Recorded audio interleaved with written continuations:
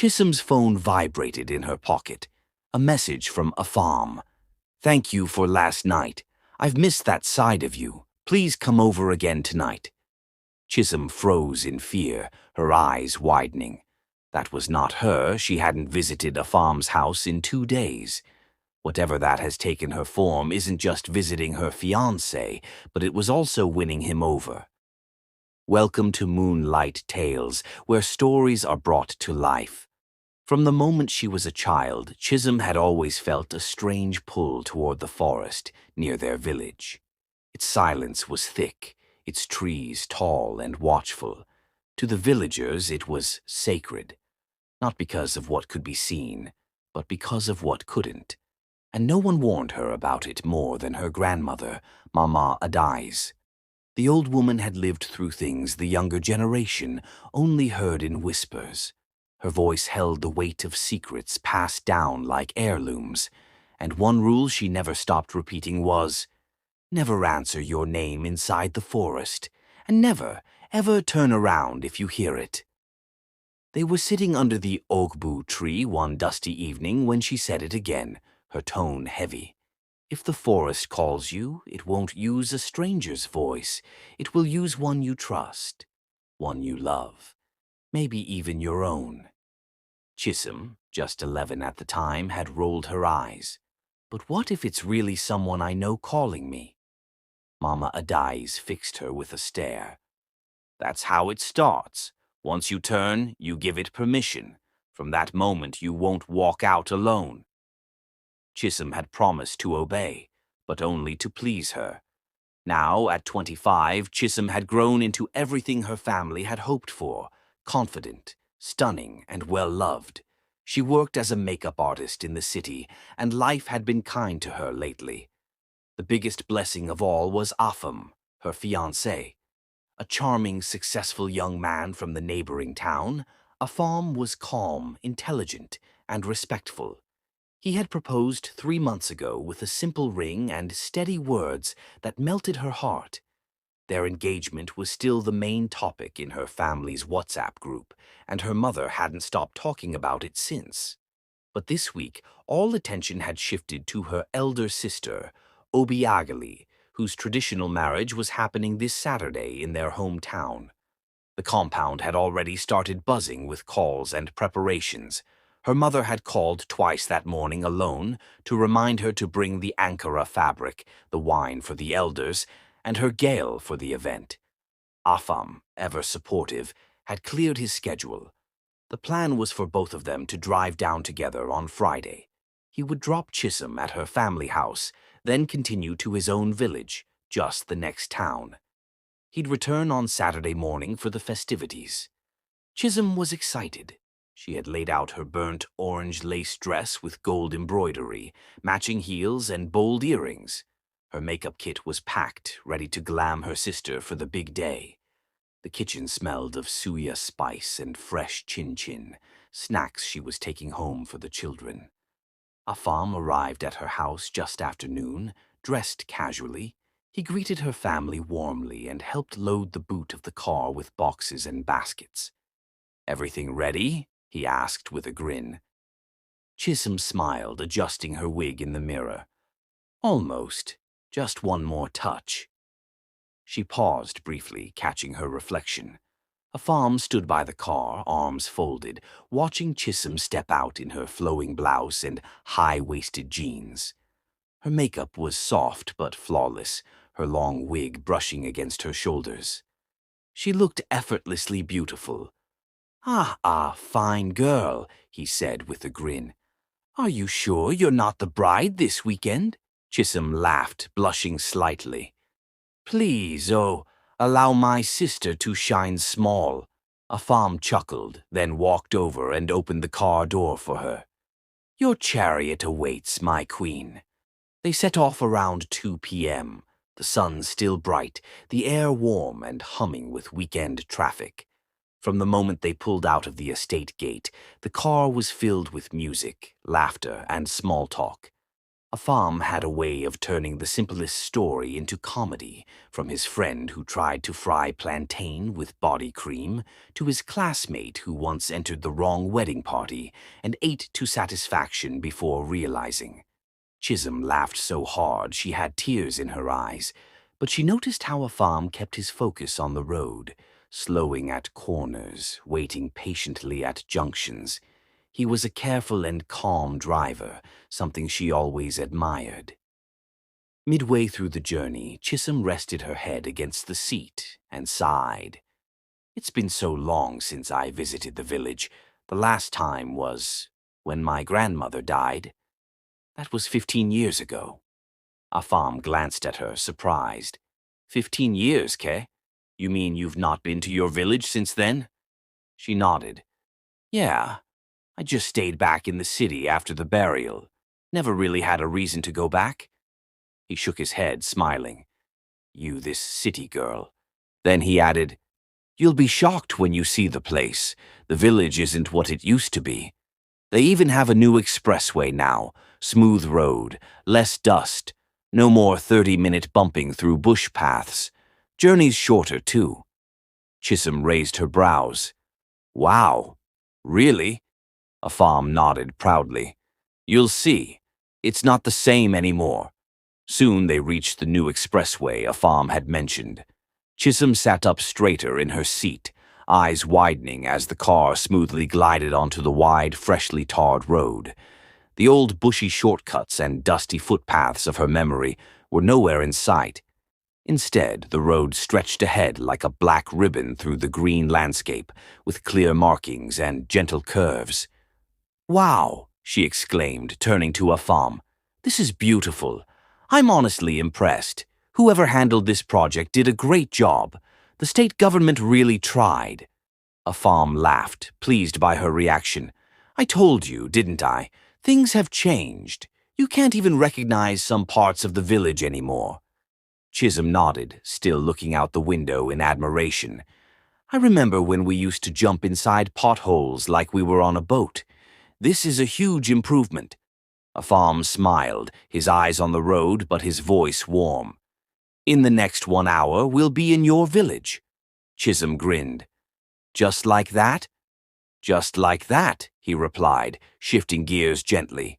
Before you know it, you'll be hearing Ojin and smelling firewood rice. They both laughed as the breeze rushed in gently through the half-open window, carrying the faint scent of the countryside. The breeze drifted softly through the window, warm and gentle, brushing against Chisom's face. Her eyelids grew heavy, her laughter fading into a hum as sleep slowly wrapped around her. Within minutes, she was dozing, her head tilted slightly toward the window. Afam glanced at her and smiled. She looked peaceful, her features soft, lips slightly parted, the faintest smile still lingering. Even in sleep, she was beautiful. He felt a wave of gratitude wash over him. How had he gotten so lucky? She wasn't just beautiful, she was kind, smart, and had said yes when he asked her to be his wife. Turning his eyes back to the road, Afam noticed the signs of village life appearing in the distance, men riding bicycles, women balancing baskets of freshly harvested yams and cassava on their heads. Some pushed wheelbarrows filled with firewood from the nearby forest. The path was familiar. Home was near. Chisom stirred, then opened her eyes slowly and turned to him with a soft smile. Sorry, babe, I slept off. Afam laughed, eyes twinkling. I saw that, my love. You looked very beautiful while you were at it. She blushed, adjusting her seatbelt with a small laugh. A few minutes later, she shifted slightly. Babe, can we stop for a bit? I need to ease myself. Afam glanced at her. Are you sure? We're about 10 minutes from your house. I know, she said, but I'd rather go now. I don't want the first thing I do after 15 years to be running to the toilet. They both laughed, and Afam carefully pulled over to the side of the road, parking clear of the path. He opened the glove compartment and handed her some tissues. She thanked him, stepped out, and crossed over into the edge of the bush. Inside, she walked a few steps until she found a shaded spot, quiet, cool, with soft brown earth and barely any grass. As she settled down to ease herself, she heard it. Chisom. It was low, smooth, Afam's voice. She paused, heart skipping a beat. Afam, she thought, glancing back casually. Maybe he followed her in. Then she heard it again. Chisom. This time she answered, yes, and turned around. But no one was there. Only trees. Stillness. Silence. Then it hit her. The trees weren't just any trees. She was in the village forest. The warning from her childhood slammed into her mind like thunder. Never answer your name in the forest. Never turn. The trees rustled. The air thickened. The pressing urge she felt earlier vanished instantly. Fear gripped her chest. She ran. Bursting out of the bush, she dashed back to the car. Afam saw her face and stood up quickly. Babe, what happened?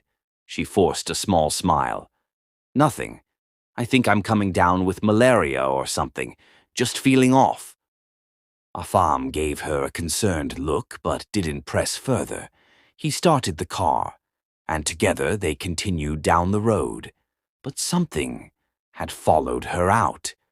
Obiageli's traditional marriage was the kind of event that left the ground humming long after the last drumbeat faded. The compound overflowed with life. Women in dazzling outfits swayed to the rhythm of the ogene. Men raised calabashes of palm wine to the groom's family, and children chased each other barefoot under the fading sun. But it was Chisom who turned the most heads. Draped in her burnt orange lace, with coral beads cascading down her neck and wrists, she looked ethereal. Her smile was radiant, yet something about her eyes held a depth that made people pause and stare a second longer. Afam beside her in his regal isi agu looked like he belonged to her, or perhaps that he had been chosen by her. Together they looked untouched, unreal, almost too perfect. The villagers joked loudly. These two are next, oh. If you people don't fix your date soon, we'll fix it for you. Afam laughed. Chisom blushed. The moment was beautiful, unforgettable. But the beauty didn't follow them back to the city. Something else did. The first incident was subtle. Afam was scrolling through his phone when Chisom walked into the living room in a towel. I thought you said you were going to the supermarket, he asked. She paused. I am. I just came out of the shower. Afam blinked. You just kissed me goodbye 10 minutes ago and walked out the door. Her smile faded. No, I didn't. At first, they both laughed it off. Maybe he was tired, maybe she was just moving too quickly between rooms. But then it kept happening. A neighbor swore she had a full conversation with Chisom in the compound. At the exact time Chisom was at the salon across town. A customer sent her a transfer to thank her for delivering makeup products. But her makeup kit hadn't left the house in days. It wasn't confusion. It was a pattern. Then came the night Afam nearly lost his mind. He called her. Chisom, he whispered, you're lying. Her voice was calm. What are you talking about? You said you were at your friend's house, right? Yes. Kelvin, my brother, said he saw you at the mall. He even spoke to you. Chisom froze. Afam, I swear to God I'm not there. He didn't speak for a while. Then his voice dropped, low and concerned. I don't understand what is going on, Chisom. Chisom didn't sleep that night, because deep down, she knew what it was. She had turned in the forest, and something had turned with her. From that night, Afam changed. He still smiled, still called her my love, but his eyes had questions buried deep in them, silent questions, frightened ones. Chisom tried to pretend she wasn't affected, that the world hadn't shifted, but her own body betrayed her. She would feel watched, even when alone. Mirrors flickered, lights buzzed for no reason. Her phone rang, and no one was on the other line, just faint static and breathing. Then came the day her younger brother called in a panic. "Chi, where are you?" he asked. "I'm at home." "Why?" "I just saw you. I swear you just left our estate. You even waved at me. I ran after you, shouting, but you didn't turn. You just kept walking fast, like you were being pulled." Chisom dropped the call without another word. Her hands trembled. Something was moving in her skin, wearing her face, her memories, her voice. She stood in front of her mirror that evening, heart pounding.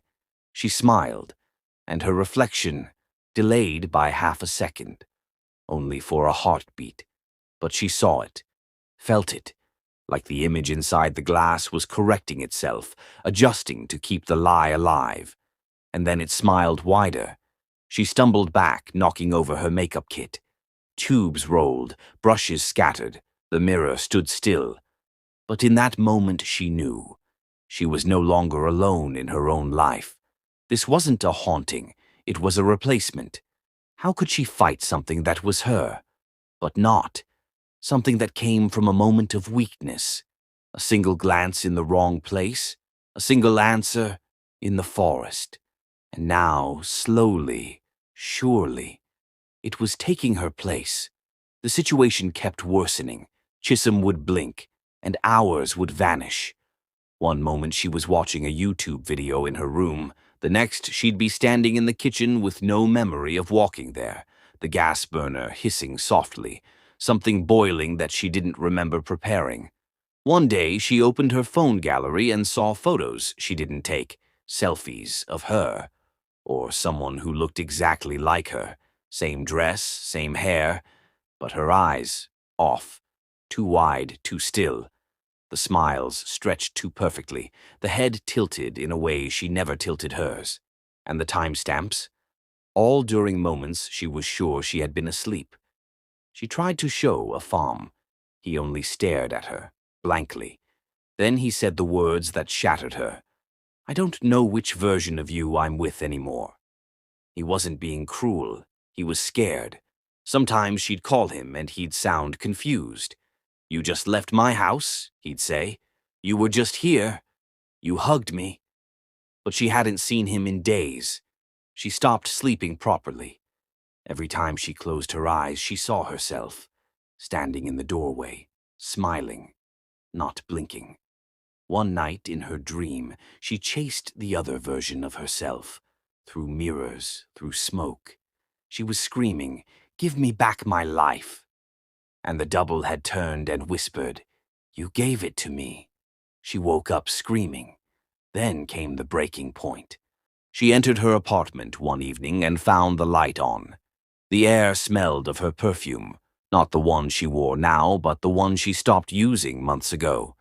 A cup of tea sat steaming on the table, and in the mirror across the hallway she saw herself, sitting on the couch, legs crossed.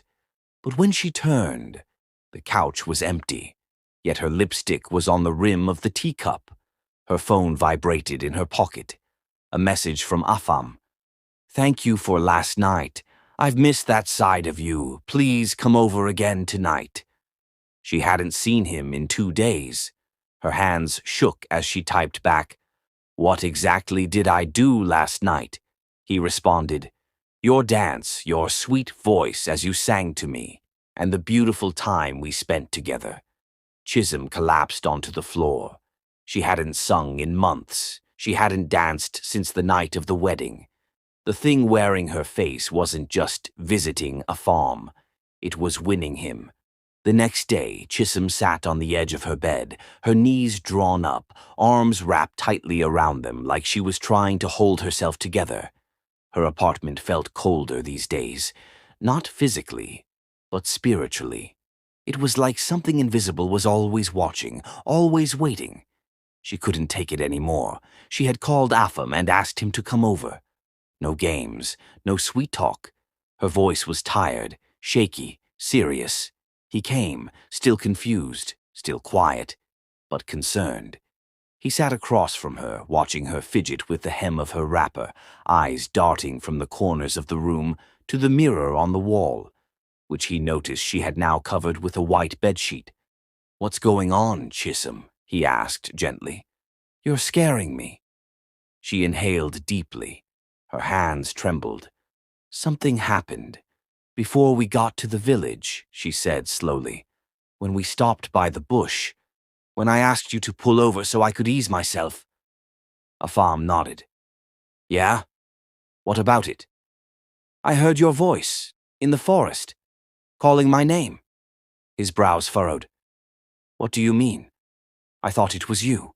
The voice was so clear, Afam. I answered, and I turned." Her voice cracked. "But you weren't there. No one was. Only trees. And then I realized I was deep inside the forest, the one behind our village." Afam leaned forward, concern now replaced with a creeping chill. "The forest?" She nodded, eyes wide. "Before she died, my grandmother warned me. She told me never to answer my name in that forest, never to turn around if I hear a voice, no matter how familiar. She said it wouldn't be someone alive calling." Afam's skin prickled. "I thought it was just a story," she whispered. "I laughed when she told me. But now, something followed me out. Something that looks like me, that moves like me, that's living like me." Afam stood up slowly, staring at her, not with disbelief, but dawning horror. "All those times I said you were here when you weren't," he murmured. Chisom nodded. "That wasn't me, Afam." Silence. Then her voice dropped to a whisper. "I think it's trying to take my life." Afam's jaw clenched. "Then we need to fight it." She looked up, eyes shining with tears. "I don't know how." At first light, Afam and Chisom packed a few clothes and began the journey back to her village. The car was silent most of the way. Chisom stared out the window, her heart pounding.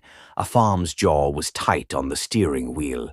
This wasn't just a visit anymore. It was a fight for her soul. When they arrived at her family compound, her father was already seated on his wooden chair beneath the udala tree, sipping morning tea. He stood up when he saw them and welcomed them warmly. But the moment he saw Chisom's face, pale, drained, haunted, the smile disappeared.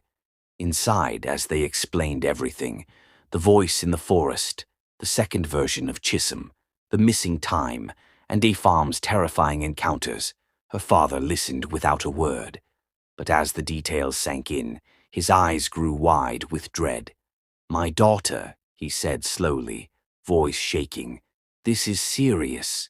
That spirit is not playing. It is replacing you, and once the process is complete, it will take your life. We must act. Now."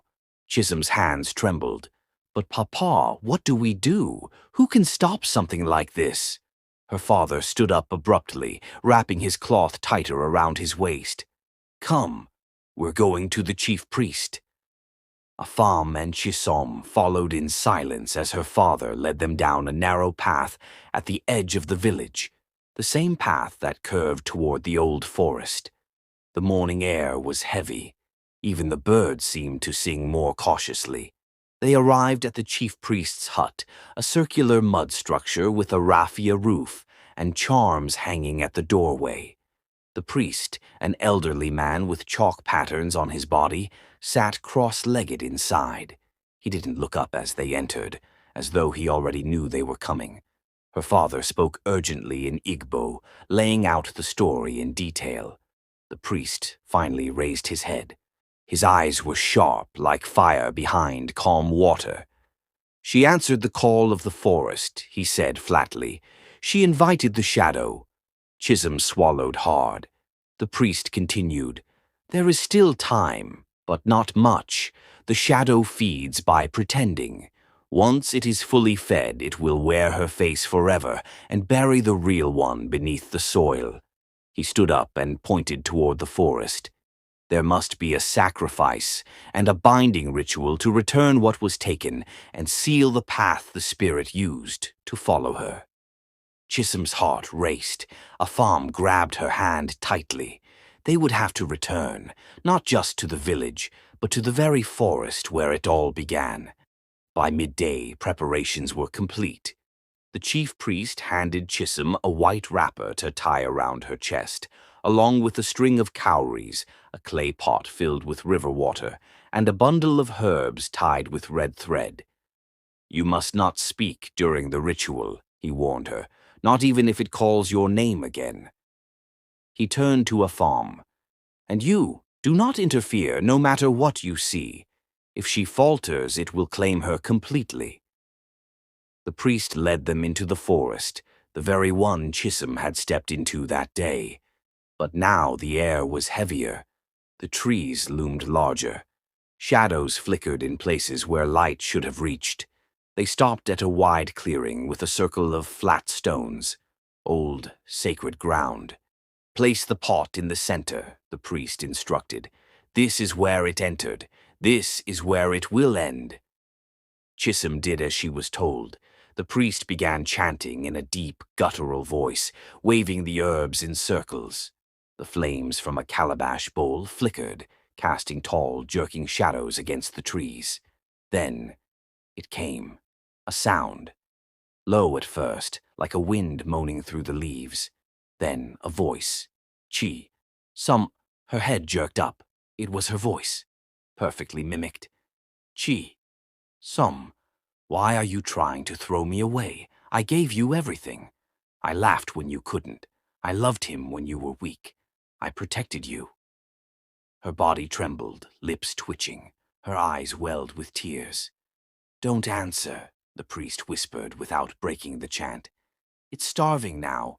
That's why it's speaking." The wind surged, and from the shadows she stepped forward. The double, same face, same wrapper, same tear-tracked cheeks. Afam gasped. It was like looking at two Chisoms. But the double smiled with malice. "I am her now." Chisom clenched her fists, staring at it with pure, silent rage. The priest splashed the river water onto the ground and hurled the flaming herbs into the pot. It erupted in white smoke, engulfing both Chisom and her twin.